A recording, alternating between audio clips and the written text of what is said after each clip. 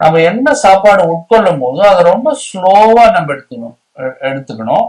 ரெண்டாவது, நம்ம எல்லா உணவையும் பொறுமையா ரசிச்சு சாப்பிட வேண்டிய அவசியம் நமக்கு உண்டு. மாடரேட் டு ஹை கேலரி இருக்கிற இன்டேக்ஸ் எல்லாருமே நம்ம அவாய்ட் பண்ணணும்.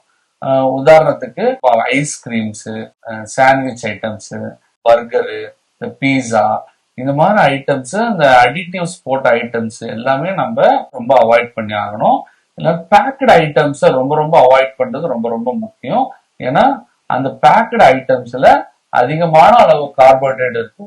பிரெஞ்சு ஃப்ரை சாப்பிட்றது, இந்த மாதிரி ஐட்டம்ஸ்ல அதிகமான கிளைசிமிக் இண்டெக்ஸ் இருக்குது.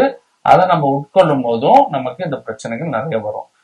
உதாரணத்துக்கு நிறைய கேரளால இருக்க நிறைய பேர் பாத்தீங்கன்னா இந்த பரோட்டா சார்ந்த உணவுகள், மைதா சார்ந்த உணவுகள் அதிகமா உட்கொள்றாங்க.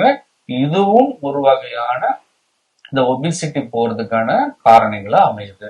இந்த ஸ்மோக்கிங், ஆல்கஹால், இந்த ஸ்மோக்கிங் அதிகமா இருந்தாலும் வெயிட் ரிடக்ஷன் அந்த அளவுக்கு வராது. நான் கலோரிக் இன்டேக்னு சொல்லக்கூடிய பீரு, போதை பழக்கத்துல உண்டாகும் போது அவங்களுக்கு இந்த மோட்டிவேஷனும் ஒழுங்கா இருக்காது. இதனாலயும் இந்த வெயிட் குறையறதுல ரொம்ப சிக்கல் ஏற்படும். கவுன்சிலிங் ரொம்ப முக்கியம். சில பேர் இந்த ஃபுட் ஹேபிட்ஸ்ல low caloric and high fibre intake எடுத்தோம் அப்படின்னா நமக்கு வெயிட் கண்டிப்பா குறையும். இத நிறைய ரிசர்ச் பண்ணி ப்ரூவ் பண்ணப்பட்ட ஒரு விஷயம்.